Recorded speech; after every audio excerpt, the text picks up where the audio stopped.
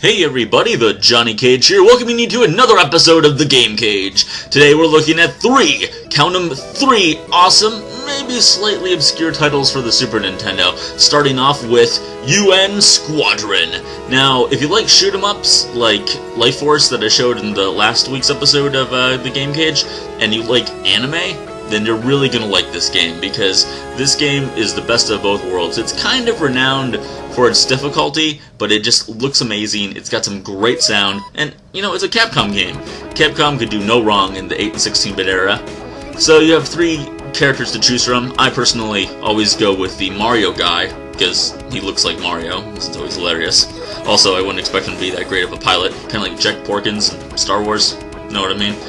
And you get a kind of radar. Now, you can only attack things that are within the vicinity of the brighter range at first, but as you move on, you'll be able to attack other things, including planes and cargo trucks, which are completely different missions in and of themselves. Plus, this is the get-go, so we can only afford our first level ship, but we do have $3,000 to either get some bombs or this cluster shot. I would recommend the cluster shot, just because it can take out projectiles that are coming towards you, as well as enemies that are around you, but you're probably going to want to save it for the final boss of the first level anyway. So here you go. One thing I would say that's kind of annoying about this game is the shooting. And in some games that are like shoot 'em ups like this, you can either hold down the fire button and it will just fire continuously in a pretty steady stream, or you hit it once and it only fires one shot. Here, you can hold it down and it will fire like 5 or 6 shots, but then it just abruptly stops, which I kind of find more infuriating than just like either having one shot or having just all the time shooting, you know. But in any event, it still works fine, just pushing the shoot button constantly. I mean, that's what these games were for anyway. They were meant to tire out your finger. You do get upgrades, although they are not that great of upgrades, as you can see. They really don't add a lot to your ship, although one thing this game does have is you can see when you get hit, since this game is pretty well known for its difficulty, you don't die right away. If you're able to not get hit a second time, your health will be restored, kind of like Halo. Like, everyone thought Halo did that first? Nah, UN Squadron did that first, alright? But you will eventually go down if you take too many hits. So here's our first boss, pretty straightforward. Like I said, save your cluster shot for now, and as those rockets are coming towards you, just use one getting close to the boss and use it when you got a chance. Boom, there's all three of them. As you can see, he's pretty much down to nothing. Gotta love it when you've got bosses that you can see the battle damage on them. It's so very fulfilling. But there you go, that's the end of the first mission of UN Squadron. No money for saving our special weapons. And as Mario proudly declares, oh yeah, this is just the beginning. But not for me. On to the next game. Alright, Data East in its terrible voice recording that Super Nintendo was going for at the time. We're playing Joe and Mac. Now, I'm a big fan of the beat-em-ups of the time, talking like Streets of Rage for the Genesis, Final Fight games. Now, this is kind of a platform, side-scrolling beat-em-up, if you will. It's actually more of like a Mario game than it is a side-scrolling beat-em-up, but I used to play this game all the time with my brother, and as you can see there, showing that we can't get that egg by ourselves. You need 2 people to get that egg, by the way. There's a lot of emphasis on playing this game with 2 people. A lot of these levels are really short, too. As you can see in the overworld, it's pretty linear, but you do have choices on where you want to go. But overall, you're just going to be wanting to go in one direction, and some of the levels are really short. They have nothing but bosses in them. Some you'll just show up, oh, boss fight suddenly, and then you just go for it. Oh man, I am doing really pretty poor at this. You get upgrades for your weapons. Like here I just got this bone throw-in projectile, which I highly recommend. Very useful. More useful than some of the other stuff, including throwing fireballs, which only go out a little ways and then dissipate. And there's one right there. If you had 2 players, you could get it. There's also these wheels that will roll out in front of you, which are actually really helpful, but you don't get them towards the later stages. These cavemen, they take about 3 shots to take down. Well, I could really start to use some health here. And apparently, cavemen can jump ridiculously high. And also, when they hit you, they have the tendency to run away for whatever reason. Oh, geez. Rock. Oh, well. Not a big deal. Just, you know, just one caveman fighting 2 other cavemen on top of a sleeping dinosaur. Nothing out of the ordinary here, folks. We can handle this. But I used to play this game all the time with my brother. There is a sequel, and it did come out also for the NES originally, although the graphics are kind of weak, and you can get this one for the Super Nintendo pretty cheaply. Oh, Big Meat. Oof, we're gonna need it, because here we go. I mentioned that the levels were pretty short, and here's our first boss fight already, and would you go figure? It just happens to be that sleeping dinosaur we were partying on before. So you can hold up and jump to get up to this higher ledge here. Ow! Jeez, I didn't know he had devoured so many cavemen before we had this fight. Or you can push down in the jump to go down to the lower ledge. You know, pretty basic controls, really. Nothing too difficult. And you gotta love those health bars where you can just pelt them with weapons and they don't do any damage to them, that you can tell. It just got that, it's kind of like those, a lot of the Ninja Turtles games were like that. But anyhow, a few more shots and, oh come on, ooh, that was close. Down he goes! Boom!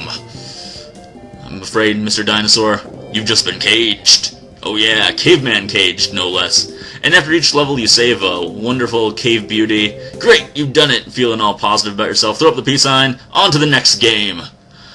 Alright, so this final game I have for you today is another Capcom game, but, you know, Capcom, they couldn't do no wrong back in the day. 1994, Super Nintendo was in its prime during this era, and they were one of the best third parties, you know, ever, really, in the history of video games, let's be honest. Now, this is a title that's become quite the cult classic, and if you want to get it for the Super Nintendo, well, you're going to be looking for a while, and you're probably going to pay somewhere in the $40 to $50 range for it. We are playing Demon's Crest, which is part of the Gargoyle trilogy. This actually takes place with the character Firebrand, who was the main, well, he wasn't the main character, he was one of the bad guys in the original Ghosts and Goblins for the NES. And so some of your old school retro gamers might already be kind of familiar with the character, but here you play as him yourself, and this game has some of the most beautiful graphics for the Super Nintendo. And not only that, but it does a really good job of just throwing you in to a giant undead dragon fight right off the bat. I mean, people give Mega Man X a lot of credit for having a really good tutorial. Now, this is how you do it. I mean, the only other game I can think of with this great of an intro is like Super Metroid. And they just throw you into it, you just have to figure out what the hell to do against this guy. And he's really pretty easy. I guess the kind of trick that you have to figure out is that if you push jump, oh Jesus, if I don't get pelted, you don't have any health by the way, so you can't actually lose this fight. But if you push jump and then jump again, you'll hover in midair. And fly there, which is one of the best things about Firebrand. It makes it really easy to navigate stages. Maybe a little too easy, some might say, but it really adds a different dimension of fun to the game. Now, the way this game actually plays, because I'm not going to be able to show you a ton of it, is you'll go through the levels. It's kind of open-ended, not very linear at all. You go to different worlds, and you'll fight bosses, and in traditional Capcom Mega Man style, you'll get new powers from them, so you won't always be stuck as this Firebrand guy who shoots fireballs. Sometimes you'll be like a rock golem that can, like, shoulder block through walls that you wouldn't be able to get through otherwise. He's got some underwater powers, and, oh, this dragon, man, he just does not want to let up. Alright, come on! So if you hadn't figured out the whole hovering in the air by this point, you might be in a little bit more trouble, because as you can see, you actually have health here, and only one pig of it. But all it takes is a few more shots, and boom! Decapitation! Awesome! Run over, grab yourselves a heart container, I guess it would seem like. We're not getting any new powers yet, which would be in the top right there, those slots that we have. But we do go into the first real level. You can break statues in the background by pressing the A button, which I kind of forgot at this point in the game, and it looks like you're apparently killing ghostly clan members, to be honest. Another thing that Firebrand can do other than just jumping is that he automatically attaches onto walls. So between those two skills, you might think that this game is a little broken, a little easy, but believe me, it's not. It's got just the right amount of difficulty to it, actually. So, like I said, this is part of the Gargoyles Quest trilogy. This is the third one. The first one was Gargoyles Quest, was it, I believe, for the Game Boy? And then the second one was Gargoyles Quest 2 for the NES, which are both pretty hard games to come by. They definitely have something of a cult following. I would highly recommend, as you can tell just by the atmosphere and aesthetics here, if you're a fan of Castlevania, especially Symphony of the Night, where you played as Alucard and you had supernatural powers to begin with, then you're really going to love this game, because this game has that same kind of feel, and it's a game that not many people have played, so highly recommend it. Let's see, so take on our first real boss. Not that this guy's any sort of difficult, really. He actually reminds me of a lot of Yamato Man, now that I think about it, because he's kind of a... I don't know what he's supposed to be, but he's got feathers, and he's got wings, and he kind of shoots his feathers at you in like a tri-shot kind of a way. So, you know, just pelt him with attacks. If he hits you a couple times, shouldn't be too much of a problem. Really good, you know, difficulty curve to this game. So, whatever, take a few shots there, Come on, we got you. Oh no, you're not gonna hit me this time. Okay, boom! Boom! Yeah! And down goes the winged... whatever it was. The winged hellspawn, for all I care. And then go over, bust the statue open. Boom! And we get ourselves... oh wait, I gotta wait for it to explode properly. My bad. We get ourselves another heart container, giving us 6 life.